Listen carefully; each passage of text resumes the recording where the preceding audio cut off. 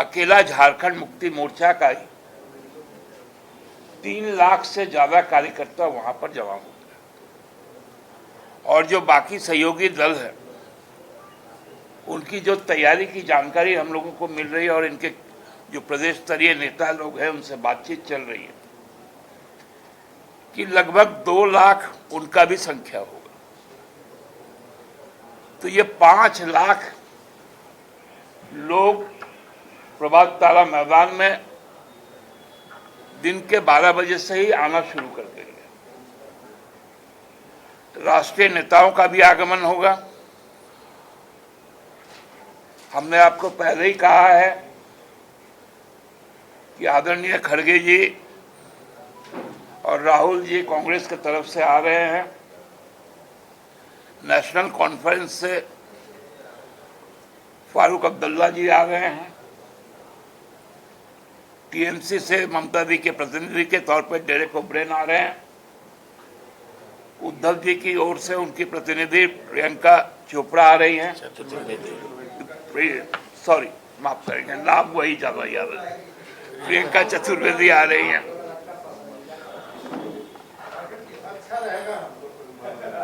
और चूंकि वो झारखंड से जुड़ी है इसीलिए नाम याद रहता है।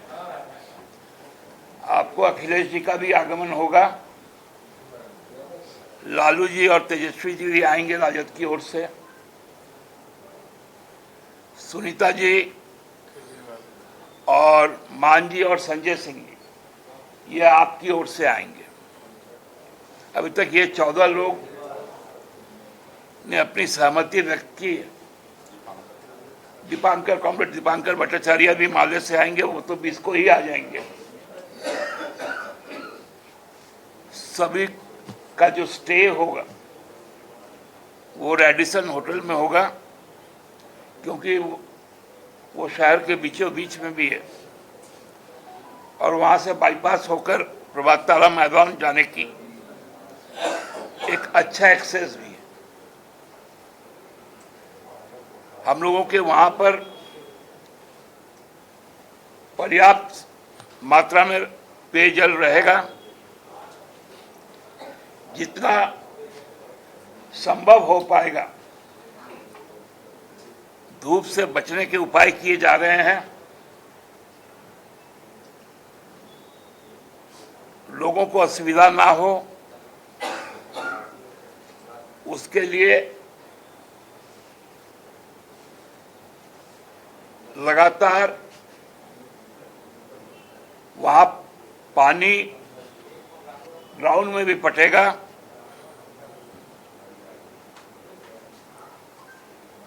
और मुख्य जो हमारा कार्यक्रम शुरू होगा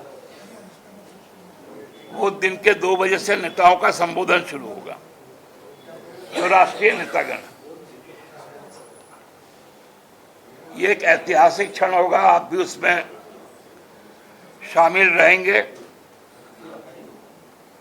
और हमको लगता है पूरे झारखंड में जिस प्रकार से अन्याय और न्याय की लड़ाई है, भगवान बिरसा का यह धरती अपने उलगुलान से तय करेगा कि जीत न्याय की होगी, जीत झारखंडी अस्मिता की होगी, जीत लोकतंत्र की होगी, संविधान की होगी और तानाशाही इस देश से हमेशा हमेशा के लिए ध्वस्त किया जाएगा। धन्यवाद। कोई विशेष जानकारी आप लोग को चाहिए तो बताएं। भाजपा के कई नेता बार बार मंच से यह कहते हैं कि हम सत्ता में आएंगे तो संविधान बदल देंगे और प्रधानमंत्री ने अभी 2 दिन पहले ही कहा कि संविधान कोई नहीं बदल सकता। तो फिर आपके नेता का यह बयान क्यों आता है? क्योंकि प्रधानमंत्री जी अपने नेताओं से यह बात बुलवाते हैं कि संविधान बदलने की बात करो। और संविधान बदलने की बात इसलिए होती है कि आदिवासियों की जमीन को छीन करके अपने पूंजीपति मित्रों के हवाले करें, इसलिए संविधान बदलने की बात होती है। इस राज्य में भी सीएनटी और एसपीटी एक्ट को भारतीय जनता पार्टी की सरकार ने खत्म करने का काम किया था। वो हम आभार व्यक्त करना चाहते हैं तत्कालीन महामहिम श्रीमती द्रौपदी मुर्मू जी का, जिनकी अंतरात्मा जागी और वो सीएनटी एसपीटी एक्ट इस राज्य से खत्म नहीं हो पाया। लेकिन भारतीय जनता पार्टी ने तो पूरी तरह मन बना लिया था सीएनटी एसपीटी एक्ट को खत्म करने का। रैली का मुद्दा यह भी है कि 28 में से 26 रिजर्व सीट इंडिया अलायंस ने जीतने का काम किया। जनता का समर्थन, प्यार और आशीर्वाद महागठबंधन को मिला और हम 28 में से 26 सीट जीते। उसका परिणाम यह हुआ कि देश के प्रधानमंत्री बेचैन हो गए और एक साजिश के तहत, एक षड्यंत्र के तहत जो लगातार आदिवासियों की हक और अधिकार की बात, चाहे वो विधानसभा के अंदर हो या सड़कों पे हो, किया जाता रहा आदरणीय हेमंत सोरेन जी के द्वारा। उनको एक साजिश में फंसा करके प्रधानमंत्री ने जेल भेजने का काम किया ताकि आदिवासियों के हक और अधिकार की बात ना हो पाए। तो यह रैली 21 का आदिवासियों के हक और अधिकार के लिए भी है और हमें लगता है कि यह रैली वंचितों के लिए, मजलूमों के लिए एक आवाज बनेगी और यह आवाज जो 21 तारीख को प्रभात तारा मैदान में गूंजेगी, तो उस आवाज से देश की सत्ता सहमेगी और देश की सत्ता जब जब उलगुलान हुआ तब तब देश का सत्ता हटा, अहंकार हारी और 21 के बाद पूर्णतः यह अहंकार हारने का काम करेगी। धन्यवाद। अब मैं आग्रह करूंगा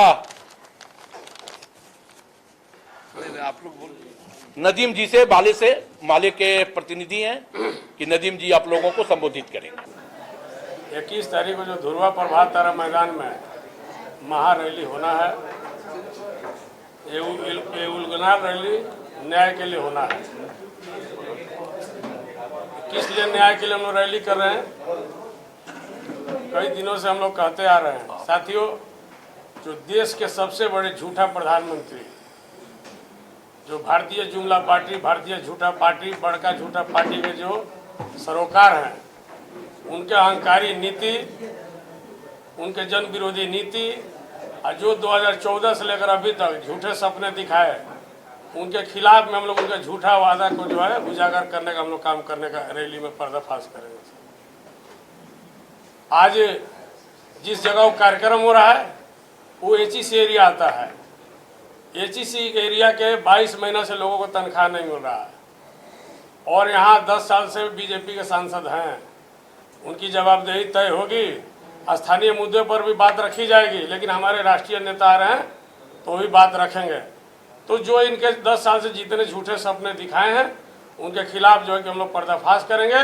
और जो हमारे लोकप्रिय मुख्यमंत्री थे हेमंत जी, जिनके खिलाफ में ईडी के द्वारा षड्यंत्र करके फंसाया गया, उनके न्याय के लिए हम लोग जनता को आवाज़ देने का काम करेंगे और बताने का काम करेंगे कि जो है कि देश के जितने भी लोकप्रिय मुख्यमंत्री और नेता हैं प्रादेशिक स्तर पर, सबको कैसे जो है कि एक साजिश की तरह जो अंदर करवाया जा रहा है। लेकिन ये सब चकनाचूर हो जाएगा। इंडिया गठबंधन काफ़ी मजबूत है, एकता भर जो है कि एक महासंगम की तरह जो है कि हम लोग काम करें। निश्चित तौर पर 2024 जो चुनाव है 14 लोकसभा सीट का, हम लोग इनको बेनकाब करेंगे और भारी बहुमत से जीतने का काम करेंगे।